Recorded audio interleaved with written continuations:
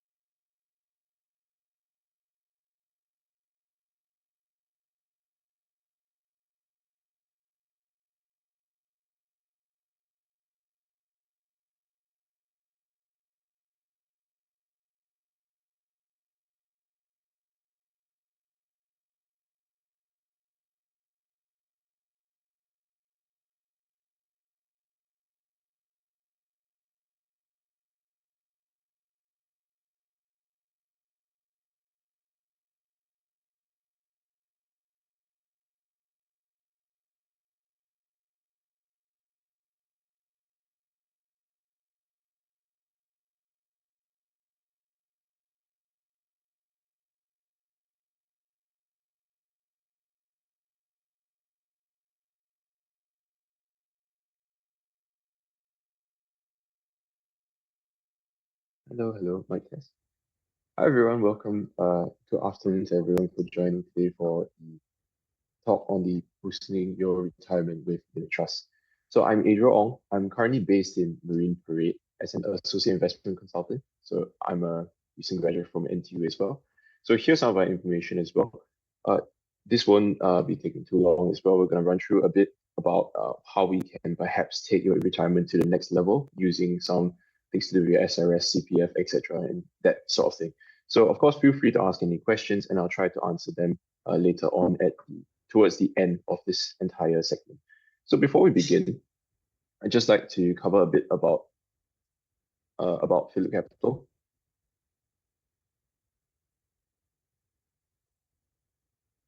So our corporate profile, I'm sure a lot of you are actually quite familiar with it, so I'm not going to take too much time on it. Some of the more recent things and some of the more major events.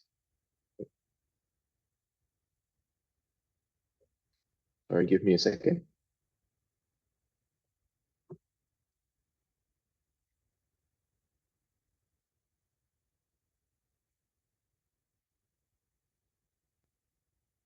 Okay, so our corporate profile, just running through it real quick. So we were established in Singapore roughly since 18 June 1975, and since then we've basically been growing ever since. So some of the things you would want to know, if you want to know more about us, definitely you can visit our website as well. But we have been a stockbroker since way back when, and we've expanded far beyond that as well to cover many areas of financial service. So currently our AUM is more than 50 billion USD worldwide. We've got shareholder funds in excess of USD 2.5 billion and 1.5 million clients worldwide, 5,000 employees beyond that worldwide as well. Of course, here's some information on our founder and executive chairman of Phillip Capital, Mr. Lim Fong Min. So as you can see, he's got a very supported supported a history and extensive experience with what he's done, and he's accomplished a lot. So rather than running through everything, of course, I'm just going to leave this here for you to take a look at for a while. Okay, so moving on, we are also located in 15 countries. Of course, one of them being Singapore, which I believe most of you are from. But yes, we are also positioned in Australia, Cambodia, China, etc., etc. So we are considered international at this juncture. We are the largest market share for retail investors, largest CFD provider, and largest number of investor centers as well. Investor center being one of the places I'm located at. So if you ever need any help, feel free to pop by physically as well. That will give you the opportunity to meet some of our resident experts and be able to help you out perhaps with more specific things. So we have these seminars as well, sometimes in person in these investor centers, so feel free to come down. But I would like to say also that sometimes these seminars and webinars, because they are created for a larger audience, may not answer all of your questions just like that. So if there's more personalized things, more financial related queries that you have just for yourself, please do come down. Maybe even just give us a call, anything that will be able to help you with. So over here, some of the more recent things, you'll see that we recently launched POEMS 3. That's for a lot of you that are still on POEMS 2. POEMS 3 is actually designed to be much more user-friendly, so you can consider swapping over to that. And yes, we have been around with POEMS since 1996. As you can see, we've got a plethora of options, financial services and products for you to tap into. So if there's any place that you are, anything that you're not sure about, anything financial related, come to us. We are most likely more than not able to help you. So feel free to approach anyone within Phillip Capital, and we should be able to direct you to exactly where you need to be. So in more recent years, 2020, in more recent years, I'm just going to skip towards the years. So you'll see that we've also earned the Best Retail Broker Award by SIAS Investors' Choice Awards. That was just last year. And yes, we have a few others with Indonesia, where we've been awarded as well Best Broker, and Cambodia as well, where we got Phillip Trustee for outstanding trust service. Some of our worldwide offices as well. And of course, please feel free to come and talk to us, regardless of what your career is. Now, just moving on straight into it. So to begin, firstly, a lot of us are familiar with our retirement accounts, our CPF.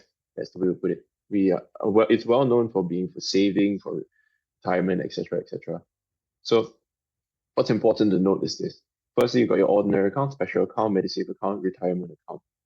This is snapped off the CPF board's website, so it's definitely accurate and it's definitely up to date. If you want to see it for yourself, you can go there as well. As you can see, these are the purposes listed. I'm sure all of us familiar, so there's no need to take too much time with this. Moving on to that, we've got the SRS as well, the Supplementary Retirement Scheme. So generally, the Supplementary Retirement Scheme, for those who are not familiar, it's used for tax relief. So your investment returns when you invest with the SRS is tax-free, as long as you don't withdraw before retirement age. Also, putting and topping up your Supplementary Retirement Scheme, your SRS, allows you to have a 50% withdrawable tax upon retirement. So that means when you put it in, you're going to get tax rebates based on the amount that you deposit.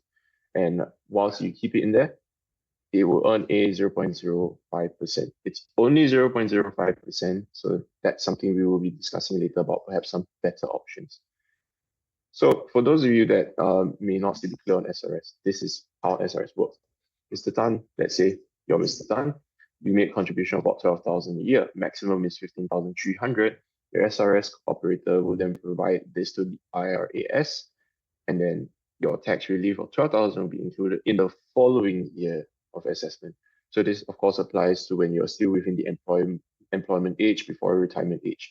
Your personal income tax relief cap hits 80,000. The maximum is 80,000. So that's something to take note as well. But basically, SRS is a good way to experience tax relief, such that when you finally withdraw it, it's only 50% taxable. Great way to build up an account that will set you up better for your retirement. All right, now how do we leverage off these better? So if we remember at the start that we talked about the CPF. So these are the accounts we're all very familiar, but I think there's one thing that many Singaporeans forget about. and that is the investment element. So you see over here, investment, both under the ordinary and the special account. These two accounts can be used for investment, but many Singaporeans are either unaware or maybe they are just not as keen on it. They think it's not that the investment element is the interest rate that you get from the OA and the SA, and that's it. When that is definitely not the case. It's the same thing with your SRS. Over here, there's the investment returns that are tax-free. There are many of our clients or people that we know that they enter into the SRS not knowing that they can leverage better off the investment returns, and they're only looking to get the tax-free the tax rebate that they get for the following year. That's it. They top up, get the tax rebate, and move on with life. But the issue is that it's, as mentioned earlier, we only get about 0.05% when we keep it with the banks under the SRS scheme. So this is not exactly a very lucrative opportunity. So how do we then leverage better off of this? So can I invest my CPF and SRS accounts? This is a question that everyone should be asking themselves. And the reason that you do need to ask yourself this is because there are certain prerequisites before we can even talk about the options and the opportunities that you may have to boost your earnings. Firstly, for the CPF IS, you must be equal or more than 18 years old in order to go and apply for it. You must not be an undischarged bankrupt. You must at least have 20,000 your OA, 40,000 in your SA, and then the excess can be invested. So beyond 20,000, beyond 40,000, excess can be invested. If you don't have that, unfortunately, your portions are still not ready for investment. Last thing you need to do is complete the CPF IS self-awareness questionnaire SAQ. This is just to make sure that you know what you're doing in terms of investment. It is to protect you as an individual from entering into anything unnecessarily risky without the knowledge to back it. Then as for the SRS, okay, so one thing I want to clarify before I move on, remember that this CPF IS, this is something that applies to your SA and your OA. This is a voluntary top-up scheme that you can apply for. So SRS, you will have to go to DBS, OCBC, or UOB in order to open an account. Again, same thing, more than or equal to 18 years old. You need to be you must not be an undischarged bankrupt, and then you must approach one of these banks over here in order to open an account. So things to consider before investing with your CPF or your SRS accounts: your financial goals, your risk management, and of course your opportunity cost. Opportunity cost, a simpler way to put it is, do you know what your options are? So first, your financial goals. Are you trying to beat inflation? Are you trying to earn passive income, wealth accumulation, or maybe even just tax optimization? So depending on what you want to achieve, then you'll be able to take your accounts and invest accordingly. This is a very personal thing. So I can't answer, give you perhaps for each and every single one what exactly you should do, because each individual is different and each individual has different goals. But as a result of that, you need to think for yourself, what do I want for my future self in the next maybe 10, maybe 20 years, whichever it may be. Now, to consider risk management, you have to recognize that you've got a time that you want to be invested in. You cannot just decide that you're going to just go based off feeling, go based off what you think the market's going to do, and that's it. You have to recognize that you want to be invested for a certain period of time, whether that's longer or shorter, because this will affect your decisions in terms of what you put your money in. There are certain things that certain investments, certain instruments that will lock your money away for quite a while. And if you cannot afford to do that, for whatever the reason, please make sure that you're making the right, make sure that you consider carefully before you put your money anywhere. Of course, again, financial goals links into your risk management, because if you're looking for something that just beats inflation versus someone that wants to accumulate wealth, one will take much more risk than the other. So you need to know, what are you willing to gun for and what are you willing to take the risk for. Of course, your financial health, we always recommend having your emergency funds. Don't invest everything that you have. Make sure that you have the means to meet your needs as well. And last thing is your psychological factors. You need to recognize that investing for a lot of people, especially since money is a very personal thing to each and every one of us, it can get very emotional. Are you able to handle that? And that's something you need to recognize, because no matter what, there is always risk when it comes to investment. Last thing would be your opportunity costs. So these are options. Firstly, recognize that when you're in your CPF, your OA, SA, and whatnot, depending on who you are as an individual, these are the rates that are drawn from the CPF website. So these are already the assured, or like the interest rates that are given to you. Can you outclass these interest rates? If you're not confident in doing that, you might want to reconsider whether to take your money and putting in other investment vehicles. It's a lot easier for people who are in SRS, because a 0.05% per annum is very, very small for an interest rate. So it's quite reasonable to think that most individuals would be within the confidence to beat this 0.05%. Because even if you go to just 1% per annum, that's already much better than this 0.05% per annum. But for CPF especially, I say consider carefully, because the rates are not exactly that low. And if you're not confident in your investment choices, then you might want to perhaps focus more on the SRS side than the CPF. But of course, each of you are different in what you want to achieve and what you think you can achieve.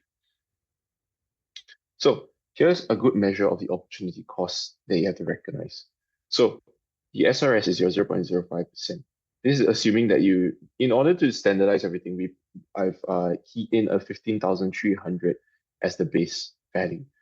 Why did I put 15,300? Because this is the maximum that you can put in for your SRS as a top up.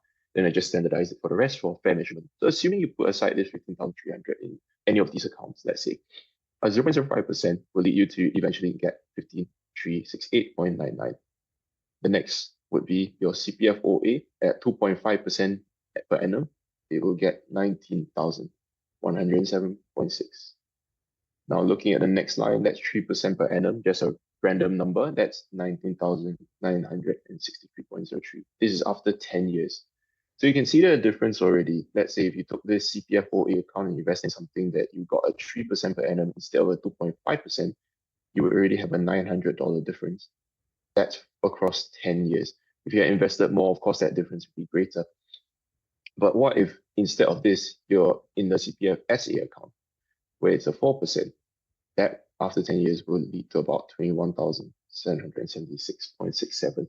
That's almost a $2,000 difference between your CPF SA and let's say if you earn a 3% per annum rate. So you have to recognize that if, let's say, you're an individual who says, I can confidently do, or in talking with my advisors or whoever it is that consults me, we can achieve a rate of about 3%.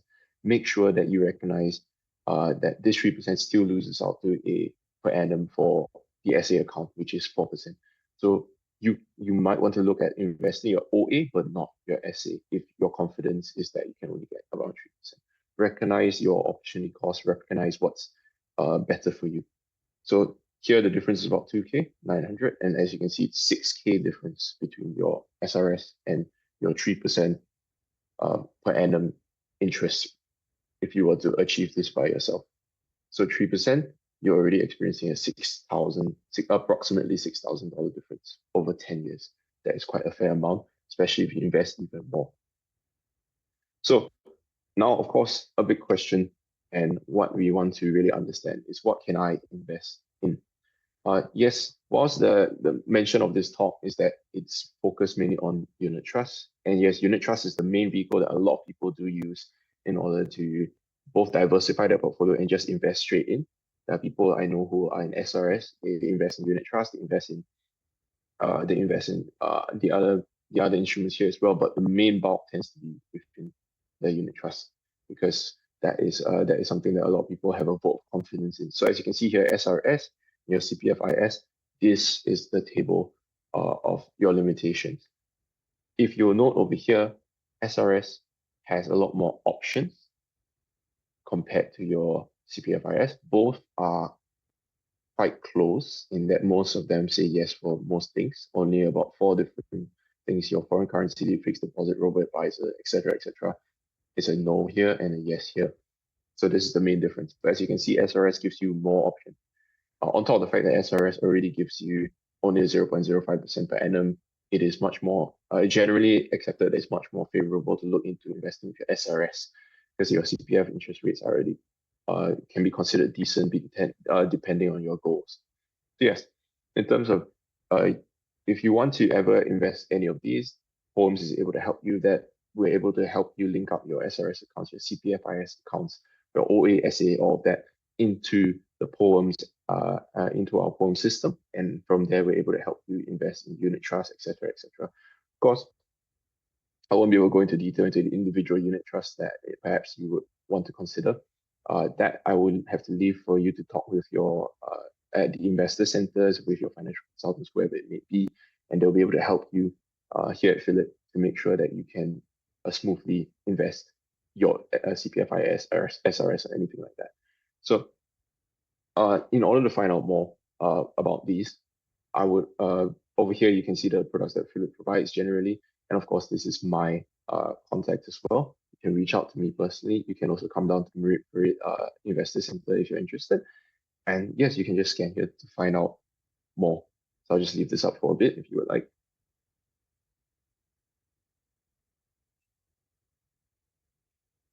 Okay, so now is the time for questions and answers. If anyone has anything they are unclear about what I've shared, or perhaps you also want to ask something maybe slightly beyond the topic, I'll see and try my best to answer you based on what you pitch.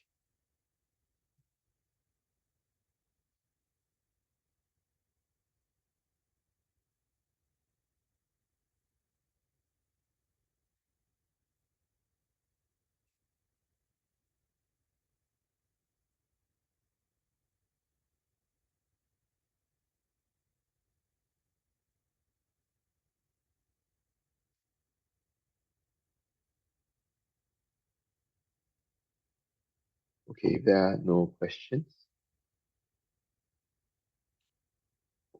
something pops up. Or can we use the SRS to invest in the Fullerton SGD money market fund? Okay, just give me a second.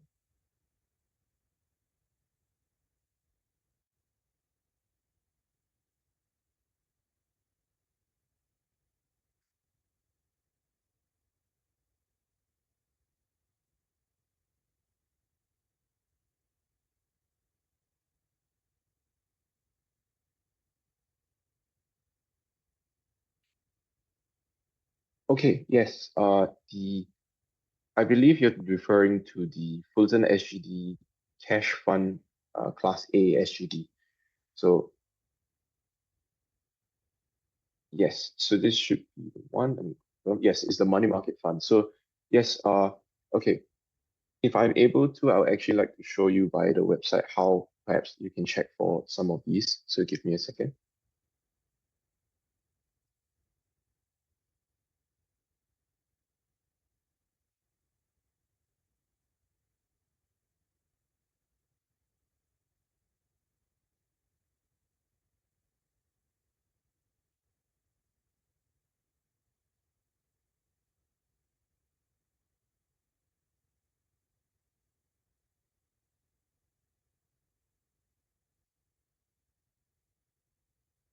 Okay, I hope you're able to see my screen. Do let me know if there's any issues. But I believe this is the one you're referring to. So this is our Poems website. For any unit trust and anything like that, if you're interested to take a look at what you can use, here you just need that fund source. And if you see cash SRS, then yes, you can use your SRS to invest in the said fund. In this case, you can see this is the Fullerton SGD and SRS is here. So you can definitely put your money in. Not an issue at all. Minimum investment amount starts at $1.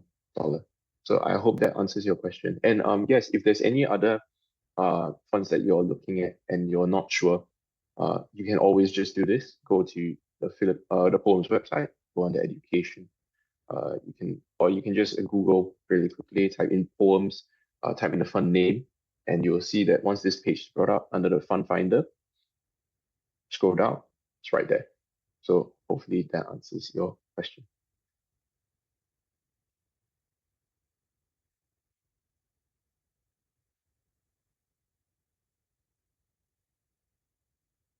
Okay, are there any other questions?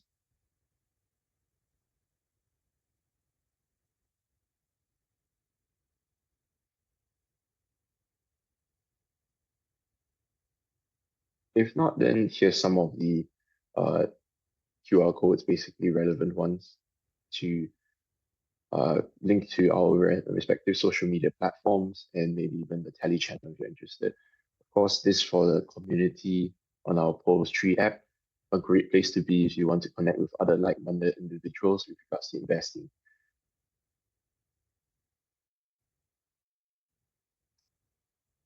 All right, thank you. And I believe that brings us. Oh, okay. I see there's a Q&A. Give me a second.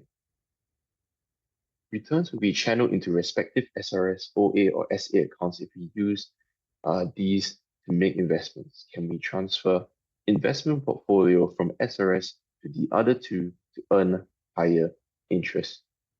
Okay, so I'll answer this live.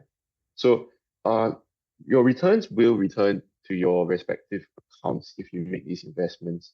Um, okay, if you want to the if you want to transfer investment portfolio from, let's say, SRS to the other two, so I assume you mean SRS to OA and SA accounts. The unfortunate thing is you have to withdraw from SRS, which means that you have to liquidate first and then get taxed on the withdrawal before you can then shift and then buy the investment with your OA or SA, to make it very clear. So the funds will return to their respective channels. For SRS, something I wanted to mention is that uh, and for SRS OASA, since you have to open an account, a CPFIS or SRS account, what happens is that when you liquidate or when there's any returns, let's say dividend, if dividend, cash dividend is issued out, it will go back into your respective account, whether it's your SRS, OA, or SA, and it might not go immediately. It tends to be, let's say, for example, SRS, you bought something, your cash dividend is issued out today. Sometimes that dividend is held with the bank for about 3 months, depending on their processes and everything, then transferred back into your account properly. So it's held by them for a while before it goes back into your, let's say, your okay, if it's your OA, for example, your CPF IS OA, you've invested.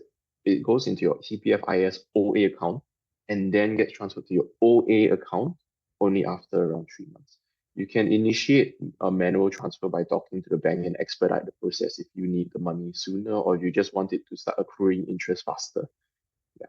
So in terms of transferring between these accounts, unfortunately, no, you cannot just take one your portfolio that's in SRS and shift to OA or OA shift to SA, stuff like that. You are not able to do that to earn higher interest, unfortunately. Yes, so the only way that you're able to maybe earn higher interest or anything like that is to do your usual CPF top-ups, not the lateral shifts between them. I hope that answers your question, Mr. Leng, I believe.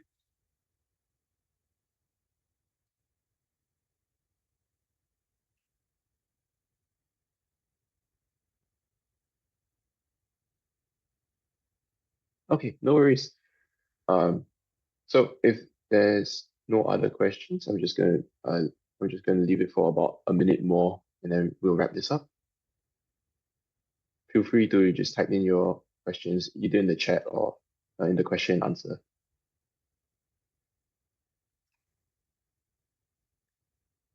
Oh, and yes, you're welcome, Mr. Leng.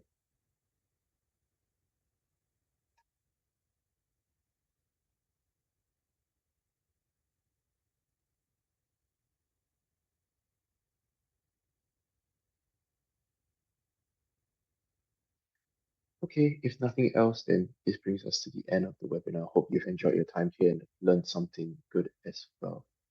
Thank you, and see you shortly.